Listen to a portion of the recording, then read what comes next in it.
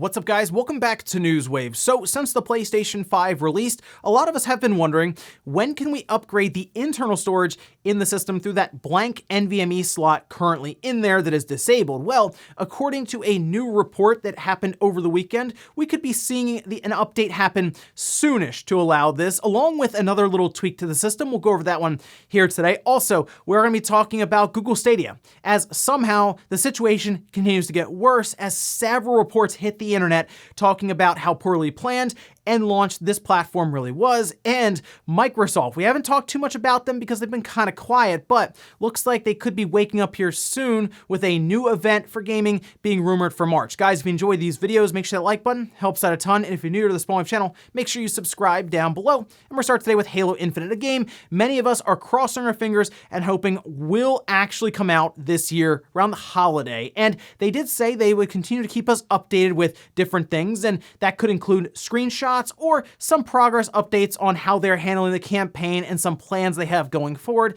This time, however, they decided to show us some updated screenshots, and I'll just start showing you guys some here as we go through them. A lot of landscapes is kind of the theme here, but they did show us one of the overall HUD with Master Chief holding a sniper rifle, and yes, it looks significantly better than the footage that was shown last summer that received a ton of backlash and ended up delaying the game out of the Xbox Series X launch, which is a big deal since Master Chief was on the back of the system's box. But anyway, yes, everything they're showing here looks better. My only thing is I'd like to see it in motion because yes, through screenshots, it can look really, really good. But the big test is going to be how does it look and play, and really in motion, can it still impress us like these screenshots are doing here? So here's hoping, but I think this is at least a good first step to continue showing us the progress of the game as we head towards the holiday. Also, we had the PlayStation Plus games for the month of March announced, and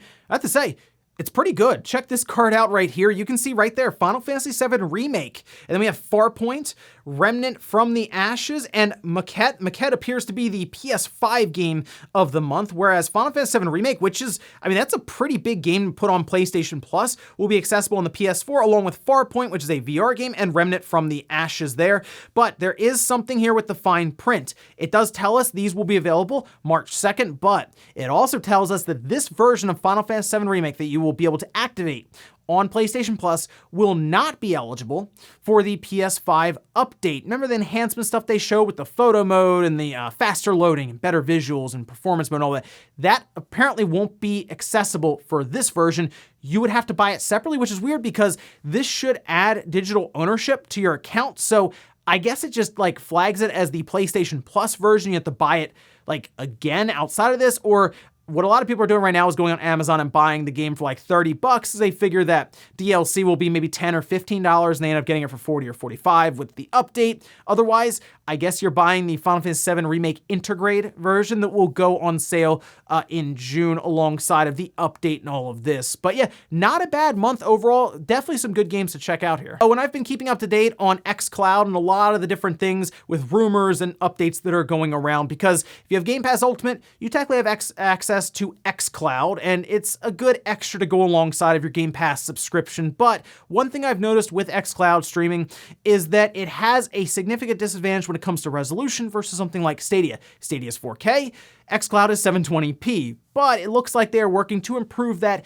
this year, as in their data centers, they're working to upgrade from basically Xbox Ones up to Xbox Series X systems. And you can see this screenshot here from Windows Central, where they point out in what appears to be a testing build of Hellblade that the resolution is set to 1920 by 1080p. And I think this is going to be very important for when they launch in browser mode on PC, because 720p would probably be pretty painful for that. So I'm glad to see that maybe they're planning to have 1080p ready to go when it does launch in browsers across like Windows platforms and all of that. And eventually it should be going to iOS, maybe even before that. So while it's less important on a smaller screen like a cell phone, certainly if you're using a larger monitor, you probably want at least 1080p. So here's hoping that is set alongside of these updates. And guys, with some of the quick news out of the way, let's get into the bigger stuff. Let's start right away with the PlayStation 5 and its internal storage that when you first turn the system on, you get 667 gigabytes, which you run through that pretty quickly nowadays with games being very normal at 100 gigabytes. We just talked about Warzone having a hard time fitting on a 500 gigabyte PlayStation 4. So yes, if you've been playing your PS5 and installing games, maybe even through that PlayStation Plus collection, you've probably had to decide what to delete to then install something else. And unfortunately, if you use an external drive, it won't work for PS5 titles like at all. It'll work for PS4 games, but the PS5 games have to stay on that internal storage. So we thought, okay, maybe we can use that NVMe drive at launch because Mark Cerny had talked about it at his CES event. Still, here we are in March, can't use it. If you put one in, it will actually turn on and then tell you to shut it off and remove that NVMe drive. Fortunately though, according to Bloomberg, we won't have to wait too much longer as an update appears to be set, according to their sources, for this summer. My only issue with that is a fairly large window that we're looking at here for when the update could drop. It could drop then, I guess, as early as June, but then also as late as September or end of August. And I'm hoping it's sooner rather than later. I'd like to think that in June, we'll get an update and it says, hey, it's unlocked. Go ahead and put in these specific NVMe drives. We'll run a quick test on it and tell you if it does work. And we had seen previous marketing material from Western Digital that I can only assume was them matching up their own speeds versus what Sony needs for the PS5 internal drive. And they're saying, well, these are fast enough, so these should work. And they put the little PS5 logo on their drives in their marketing material to show to investors and different, I guess, internal meetings. So I'm wondering if Sony may even release their own branded PlayStation NVMe drives. That would probably be a smart way to get these in the places like Walmart and Best Buy and all of this, and just make it easier on people who just want to upgrade without having to think of which one do I need to buy. Now, the other interesting thing about this report here is they mentioned to go alongside of the NVMe update, the fan will be at least sped up a bit to accommodate this. And I thought about that. That's an interesting thing. If it's being brought up because of the NVMe drive, and maybe it's just because Sony is already like, they're cutting it close. I mean, these are smaller boxes, so it's very, very purposeful the way that airflow is going through it and how fast the fans are spinning when you're playing a game like Demon's Souls.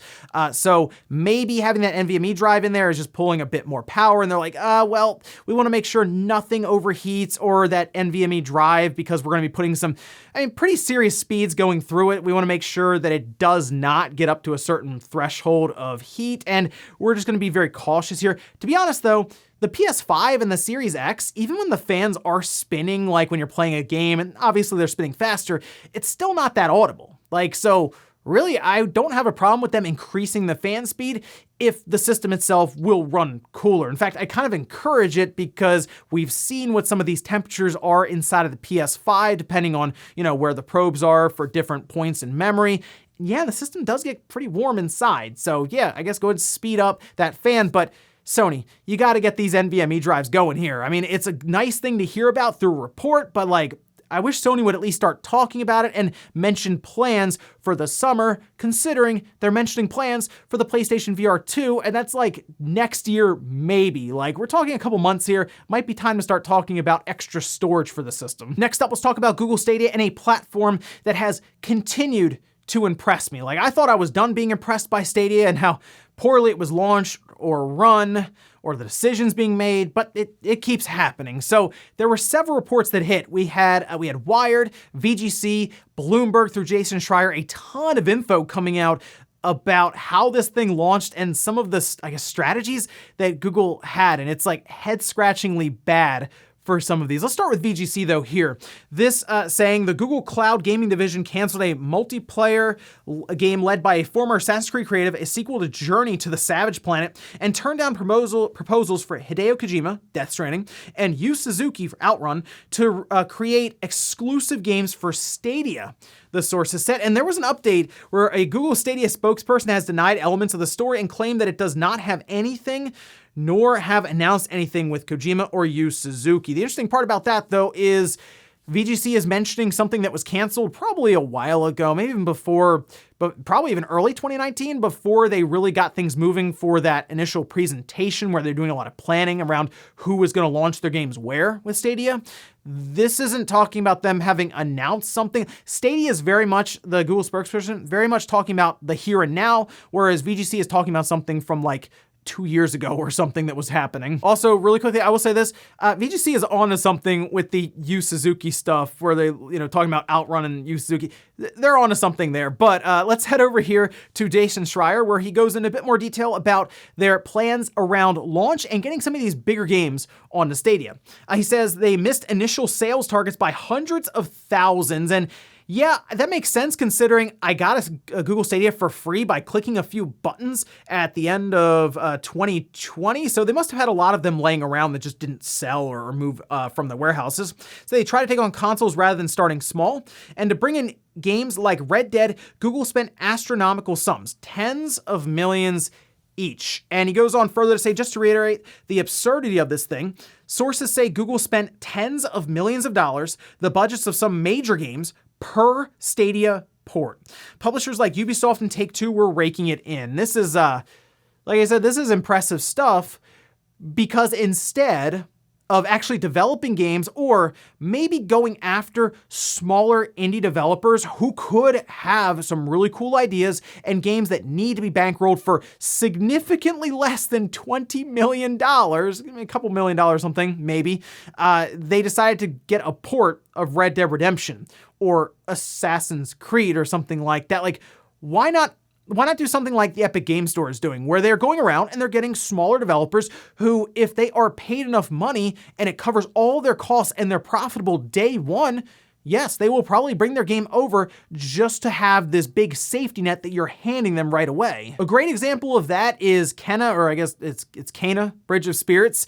That is going to be an Epic Game Store exclusive game for PC for, a certain amount of time or whatnot there, and to go alongside of the PlayStation 4 and the PlayStation 5. But if Stadia had shown up and said, hey, we'll throw you a couple of $1 million so you bring that game over to Stadia, smaller developers like that will say, yes, that makes sense to me. We'll go ahead and do that. $10 to $20 million for Ubisoft or Rockstar or Take-Two to do that? That's not how much those ports actually cost.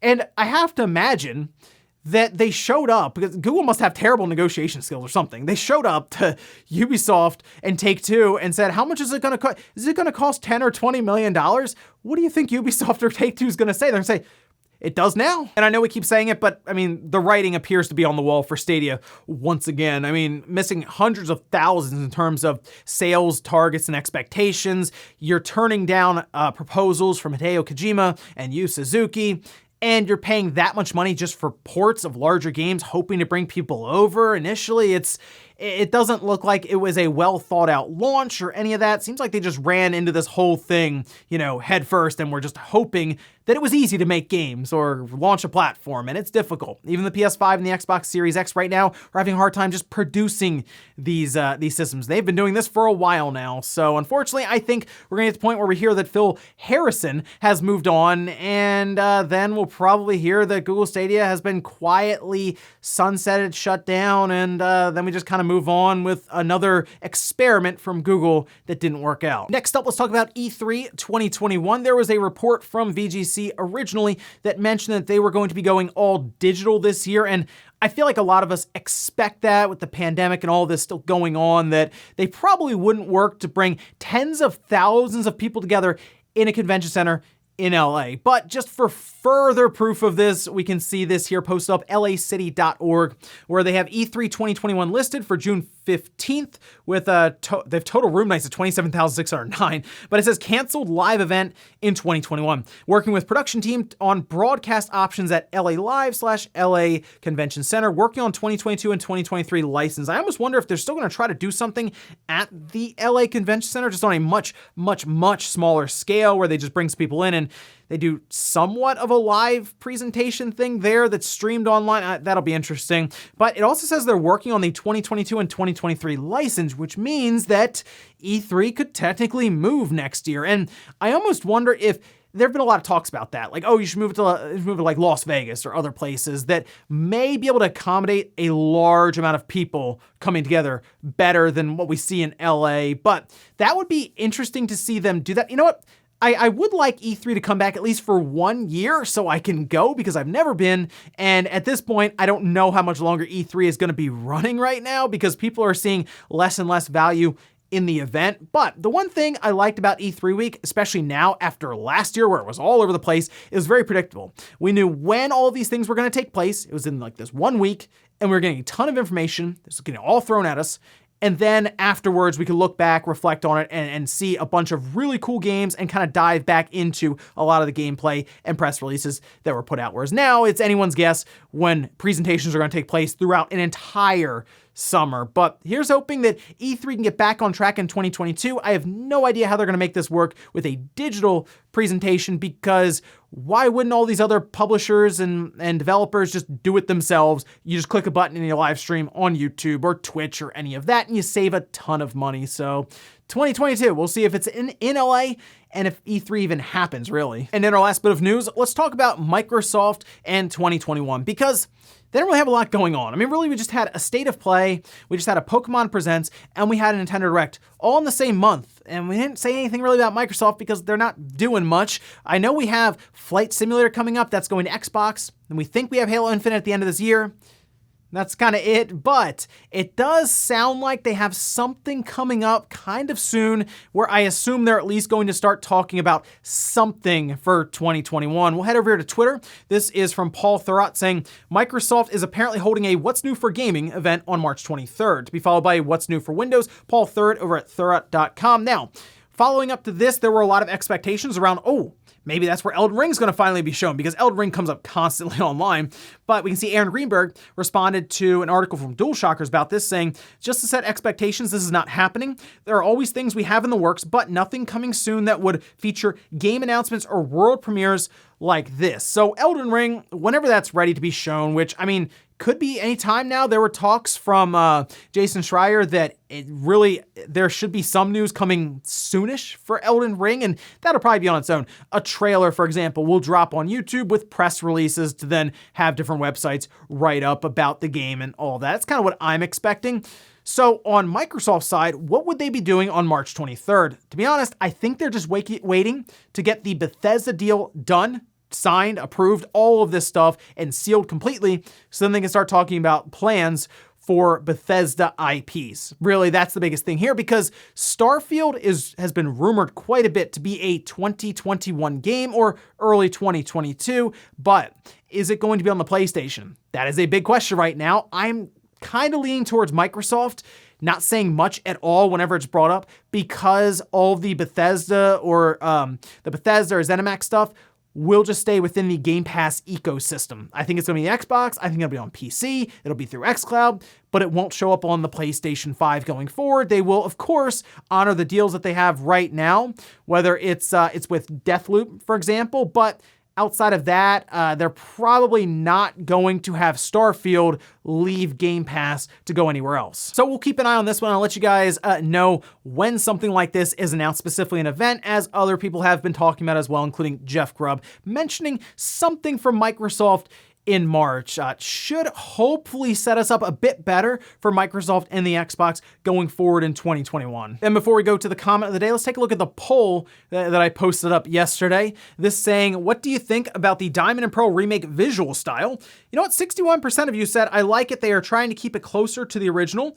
And then 39% of you, I don't like it. They should have done more. And yeah, the visual style is certainly controversial, but it's going to be very subjective. There are a lot of people who like kind of the little chibi art style for it that they decided to go with, and it also does really keep it more original. And I do wonder how many people would have been excited to see it be sword and shield style, because there are a lot of people who didn't like that visual style either. So they just decided, I guess, hey, we'll make it look like the DS version, but at least a bit more modernized. And it started to make a lot more sense to me when it was Ilka Inc. doing it, not Game Freak. And we'll finish up with the comment of the day as you're seeing here. This is from 2023 Perfect Dark. I like to believe that Activision is intentionally making Call of Duty bigger, forcing you to uninstall other games and making you play what they want you to play from them. That's the big battle coming up in the future with these live service games that continue to stack on top of each other with all this content over a 10-year period. Is they're going to try to take up as much of your hard drive space as possible